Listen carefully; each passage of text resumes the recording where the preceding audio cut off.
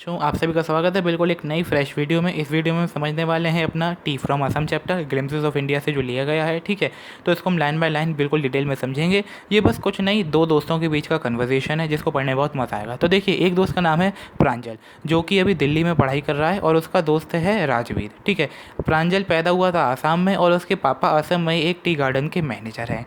तो प्रांजल अब इस बार सोच रहा है कि वो राजवीर को अपने संग क्या कहते हैं अपने आसाम ले जाए और घुमाए उसे। तो वही लिखाया गया है इन दोनों का ट्रेन में सफ़र और आगे की कहानी। तो देखिए, चलिए शुरू करते हैं। गरम चाय, वही जैसे ट्रेन में होते हैं ना, वेंडर्स कहते हैं। तो चाय साहब। तो अब प्रांजल कहता है तो हमें 2 कप दे दो। ठीक है, अब वो लोग जब इस गरम गरम एकदम हॉट लिक्विड को पीते हैं तो उन्हें बड़ा मज़ा आता है। अब वो कहता है राजवीर कि क्या तुम्हें पता है प्रांजल, इस समय हर रोज़ पूरी दुनिया में 80 करोड़ चाय के कप पिए जाते हैं एक दिन में। तो प्रांजल कहता है अरे भाई ये क्या कह रहा है, मुझे तो पता ही नहीं था। ठीक है, तो फिर अब ट्रेन स्टेशन से चल पड़ती है। प्रांजल अपनी प्रांजल अब अपनी डिटेक्टिव बुक पढ़ना शुरू कर देता है। ब्यूरिड हिज नोज मतलब अब उसे शुरू कर देता है। राजवीर भी फैन था डिटेक्टिव स्टोरीज़ का, पर वो इस समय सीनरी को देख रहा था जो उसे ट्रेन से दिखाई दे रही थी, सीन्स सब। ठीक है, उसने क्या देखा कि हर जगह ग्रीनरी ग्रीनरी है। राजवीर ने आज तक ऐसा कुछ देखा ही नहीं था, क्योंकि वो तो दिल्ली में रहने वाला था। ठीक है, अब दिल्ली वालों को तो पता ही है क्या हाल है। ठीक है, तो उसने देखा ये तो एक बहुत ही मैग्निफिशेंट व्यू है। मैग्निफिशेंट यानी कि एक्सट्रीमली ब्यूटीफुल व्यू है।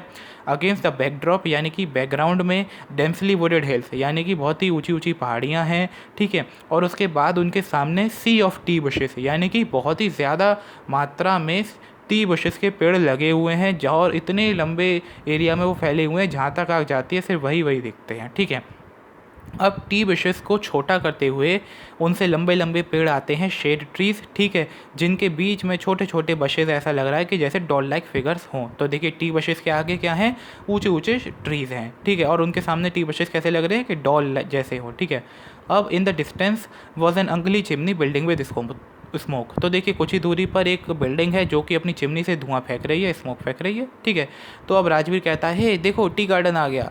तो प्रांजल कहता है, प्रांजल तो पैदा ही इस क्षेत्र में हुआ था तो उसे वो इतना एक्साइटमेंट नहीं होता। वो कहता है हाँ हाँ ठीक है।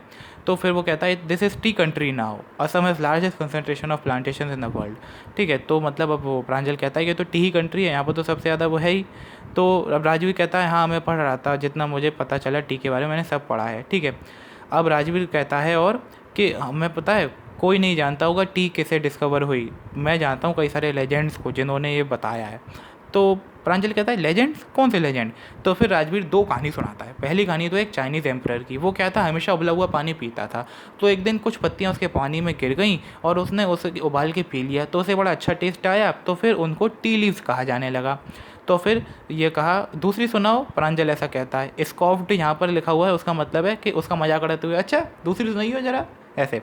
तो फिर वो अपना फिर दूसरी कहानी सुनाता है बौद्धि धर्म के हमारे बुद्धिस्ट एंशियंट एक जो मॉन्क थे उनकी, कि उन्होंने अपनी आईलिड्स को काट दिया था क्योंकि उन्हें नींद आती थी मेडिटेशन जब वो करते थे। और फिर उनकी आईलिड से 10 टी प्लांट्स निकल आए। ठीक है, और उनकी जब टी प्लांट्स की पत्ती को पानी में, गर्म पानी में डाल के पिया गया तो उससे सबकी नींद उड़ जाती थी। जैसा आपके सुना हो ना, चाय पीने से नींद उड़ जाएगी, तो वैसे ही कुछ एक स्टोरी ये है। तो अब राजवीर कहता है कि पहले तो टी चाइना में बनी थी 2700 BC में, और पहले ये सिर्फ इसे चाय चीनी ये चाइनीज़ ही वर्ड्स हैं। और हमारे यहाँ तो ये सब जब आई है, जब यूरोपियंस आए थे 16th सेंचुरी में, और पहले सिर्फ एक ये मेडिसिन की तरह पी जाती थी। लेकिन आज तो देखिए अब लोग बेवरेज जैसे कोल्ड ड्रिंक की तरह से पीते हैं। ठीक है, सुई ट्रेन हमारी रुक जाती है मरियानी जंक्शन में, क्लेटर्ड यानी कि एकदम आवाज़ के संग रुकती है। फिर जो लड़के थे अपना सामान उठाते हैं प्रांजल और राजवीर, और बाहर चले जाते हैं प्लेटफॉर्म पे। अब प्रांजल के पेरेंट्स पहले से उसका इंतजार कर रहे थे। ठीक है, फिर वो अपने ढेकियाबाड़ी टी गार्डन की तरफ चल पड़ते हैं सब गाड़ी में बैठ के।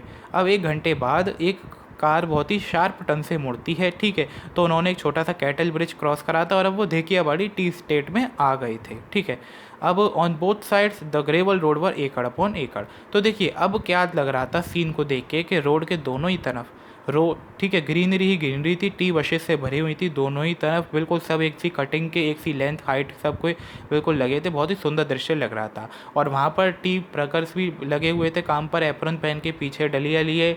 हाँ भाई, जो भी स्प्राउटेड लीव्स उन्हें डालने के लिए। ठीक है, जैसे आपने देखा हो ऐसा होता है टी गार्डन्स में कि डलिया पहन के होता है।